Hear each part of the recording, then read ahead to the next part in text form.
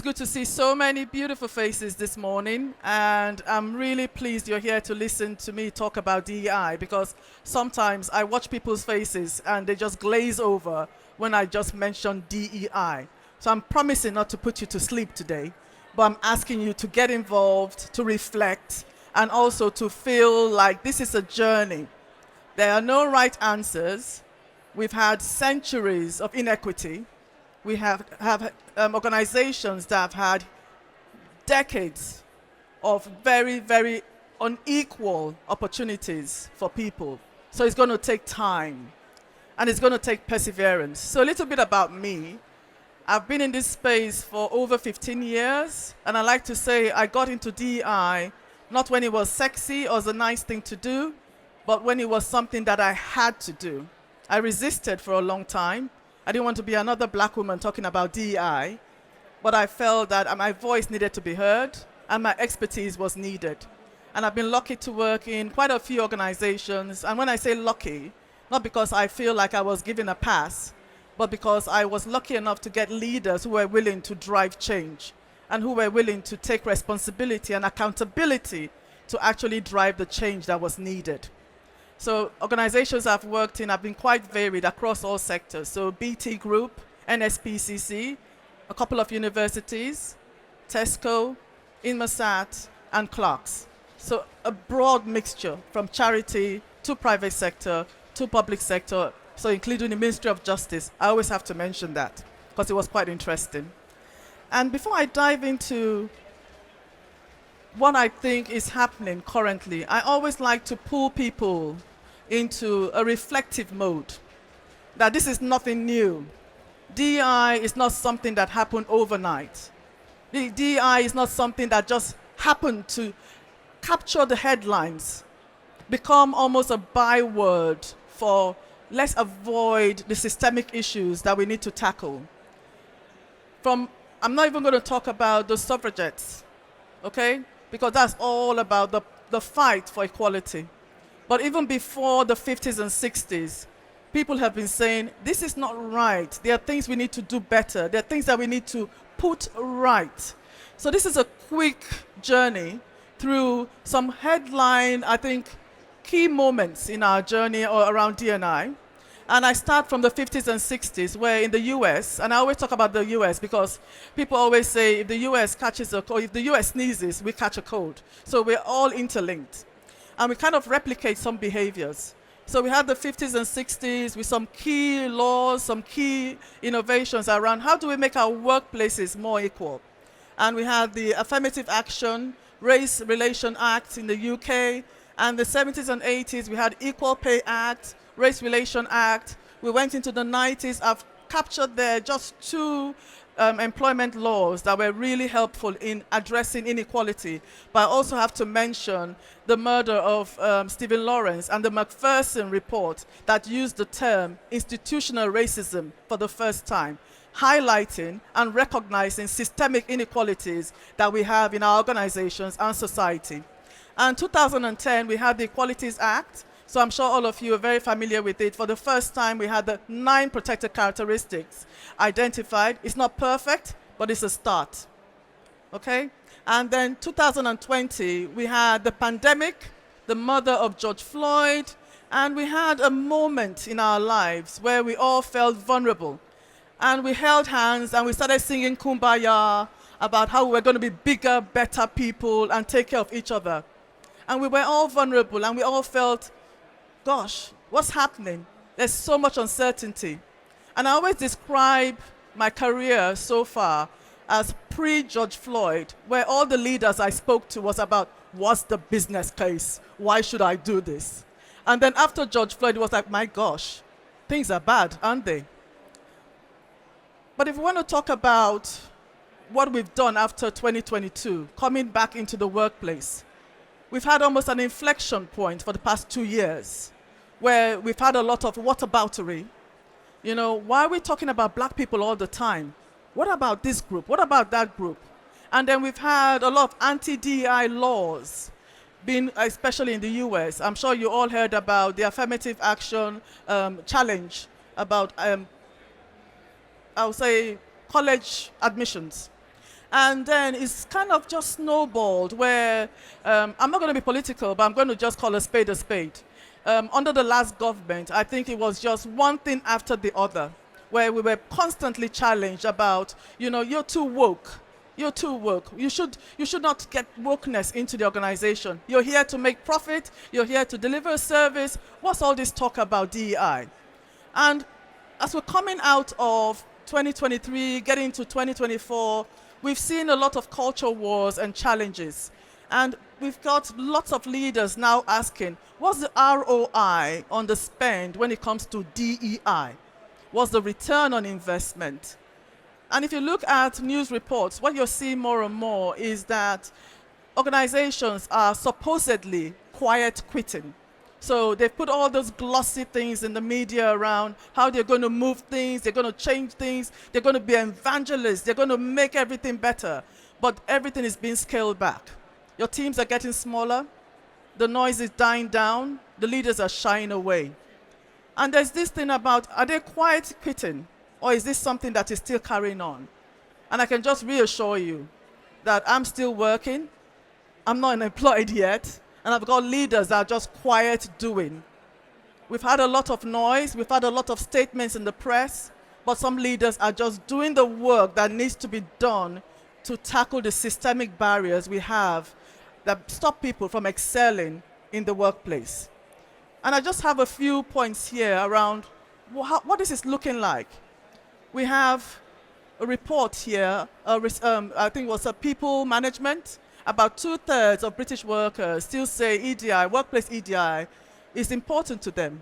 Glassdoor showed that more than 3 in 4 employees and job seekers say a diverse workforce is important.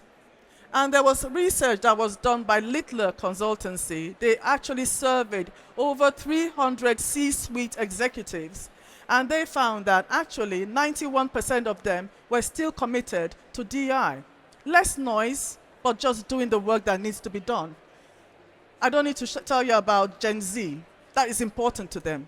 When we talk about the war for talent, they're scrutinizing employers even harder. I mean, my generation, we were just so grateful for a job. Though I'm 20 anyway, but we were just grateful for a job, and we just let things slide. But the younger ones, believe me, I've got 3 sons, and I can tell you, they vet every employer, and they're very choosy. Obviously, they've got a free house, free roof, free food, so they're vetting all the time at my expense. And then Labour Party, in their manifesto, they clearly stated that, I'm sure you've all seen all the news, I don't know if you're following the Labour Party conference, they've clearly stated they're going to bring in a new employment rights bill. So a huge focus on flexible working, huge focus on parental leave, and also gender pay, alongside gender pay gap, you're going to have mandatory ethnicity and disability pay gap reporting. So the noise is not going anywhere. But saying that, I do recognize that when we talk about DEI, it can be noisy. And I just wanted to flag all the acronyms that are being thrown out there. It's DEI, EDI, DEIB. I've even got IED somewhere, which is supposed to be a weapon, isn't it? A device. So you've got different acronyms being thrown out there. And I know it can be confusing, and I know it can be almost like a minefield where people don't want to say the wrong thing, people don't want to do the wrong thing. But at the end of the day, I always encourage people to nail this down, okay? To what is actually the role of whatever role you occupy, what is the role of each person in the organization, but actually, what are we trying to achieve? And I was speaking to the lovely Narita the other day, and I said, sometimes it gets so noisy where people say, I don't even know what's the right thing. I don't even know what to do. But I always use this analogy. I think 10 years ago or so, everybody was crazy about Mexican food. And then we moved on to, I don't even know, was it Brazilian or whatever? And then we moved now to Korean food. Now, if I take a potato to each of those restaurants, a potato is a potato is a potato, right? But at the end of the day, we are just getting confused and getting caught up in the new terminology that's swirling around. Is it neurodiversity we need to focus on today? Is it intersectionality? Or is it all about cultural intelligence? At the end of the day, it's about diversity. We need to be reflective of our customers, our clients, and the communities in which we are operating as an organization. Equity, we need to make sure our policies, our processes, our practices are as fair as possible to everyone. And inclusion, we need to watch out intentionally that we do not exclude certain groups over others. I like to keep things simple. I'm raising 3 boys, right? So you can imagine getting them to do anything. And I'm going to ask now, in your organization, when we're talking about DEI, when we're talking about making sure your organization is more diverse, more equitable, more inclusive, I often ask people, which people have the power, the influence, or the authority to truly progress DEI in the workplace? And when I ask this question often, when I go into organizations and I'm doing briefings, I'm doing scoping meetings, or I'm trying to get a leader to become a sponsor, you know, the answer I always get is, oh, is the DEI, chief DEI officer, or is the person who is supposed to be the sponsor for the resource groups, or is the chief HR person. That's the answer I always get. But I'll come back to that. Before we answer that question, I want you to look at the typical employee experience, the journey. Typical employee experience starts from attraction to recruitment, onboarding, development and retention, often side by side, before they exit. And they, hopefully, if they haven't had a really horrible experience, they should be an advocate, an alumni for your organization. And the lens I encourage you to think about is, with every stage of the employee experience, who possibly is being excluded? With every stage of this employee experience, are your processes, your policies, and your practices fair to everyone as much as possible? And at every stage of this experience, are the people experiencing different things because of their different characteristics? At every stage. And it's a question I encourage people to take into consideration when they are trying to influence decisions, but also when they are looking at how they actually shift the dial practically. So this is not about reading 20 books. This is not about you going to 20 seminars. This is about you being reflective about the power you hold. And in this room, I'm assuming most of you are talent people, recruiters, the power you hold and how you can influence change in your own way. And I always really encourage people to get familiar with the Deloitte Maturity Matrix. It's quite, it's about 10 years old now, but it's really good. And it clearly shows how organizations journey when it comes to their DEI implementation, embedding, and also making sure that it's sustained in the organization. And most organizations start from compliance, where they want to make sure that they don't fall foul of regulation. And then they move to programmatic, where they have ad hoc events here and there for different things. But the most important thing that most organizations should be considering is, how am I integrating DEI into everything that I do?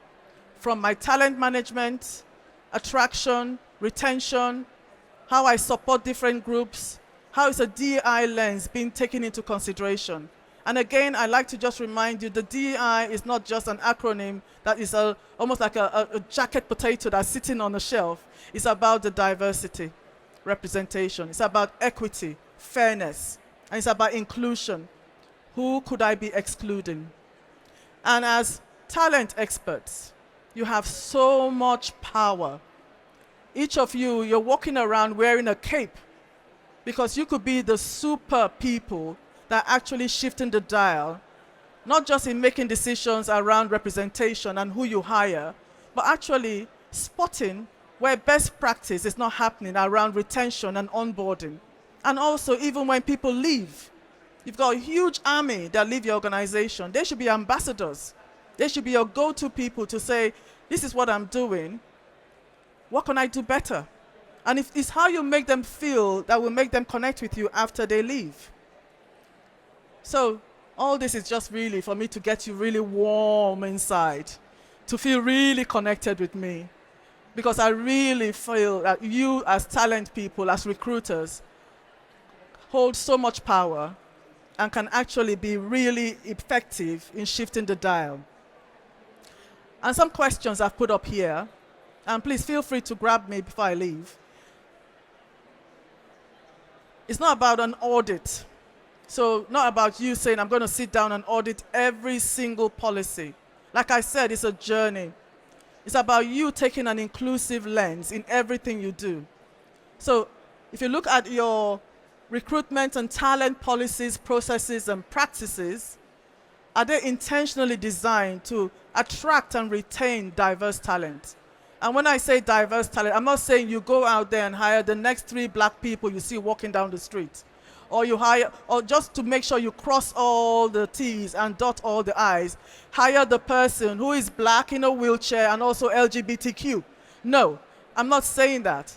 I'm saying diversity is very nuanced to your organization, where you operate, your sector, and the communities that you serve. It's very, very nuanced, and we need to be honest about that. And also when it comes to your policies, processes, and practices, are they as fair as possible to talent from a wide range of background? Now, when I talk about talent, I have to say, in my experience, talent can also be very subjective. How do you identify talent internally and externally? How do our biases kick in? Now, you would say as a black woman, I shouldn't have any biases. I have a whole load of biases, constantly challenging them. And when I was at home bringing up my children and they were quite young, and I had to sit on a panel every time I had an interview, everyone knew. As soon as someone came in and they said, oh, I'm coming out of maternity leave, or I'm bringing up young children, I'm like, oh my God, I need to help this person. So I know I have my biases, and it's about challenging them. And also when it comes to inclusion, are your talent and recruitment policies, processes, and practices a mouthful? Not possibly excluding certain groups in a disproportionate manner. I'm a very realistic consultant, okay? We are flawed as human beings. We're flawed, okay? But we're aiming for the best possible outcomes. And when I talk about exclusion, we're just making sure that it's not disproportionate. Because at some point, you have to make decisions where it is not possible to employ someone for a certain job. And the question I want to throw to you as you sit down there reflecting is, how will you use your power, influence, and authority to truly progress DI in your workplace? And because I've got you captive, I'm going to tell you a little story. So in 1970, in the 70s, the vice dean of the St. George's Medical School looked at the recruitment process and felt it was too labor intensive and decided to write an algorithm, a program, to help with the recruitment process. And he wrote this program. He finished in 1979, and he went, hooray. And he tested, 1979, the algorithm alongside assessors. And the decisions made by the algorithm were 90 to 95% accurate compared to the decisions made by human assessors. And everybody thought, win-win. We've cracked it. We're going to have a more effective, cheaper program. Now, fast forward to 1982, everything was being done by the algorithm. And then people started wondering, what's happening? Because the intake was getting less and less diverse. And 1986, they were actually taken to the Equalities Commission, to investigate the algorithm and the program. And what they found was that actually the program and the way the algorithm was actually set was docking 5 points if you're a woman, and up to 15 points if you had a non-Caucasian name. Now, if you think about from 1979 to 1986, that's about 7 years. How many young people had their dreams squashed? How many young people who studied hard to actually get into medical school, did not get into medical school because they were either a woman or they had a non-Caucasian name? So now we're talking about AI. You have power.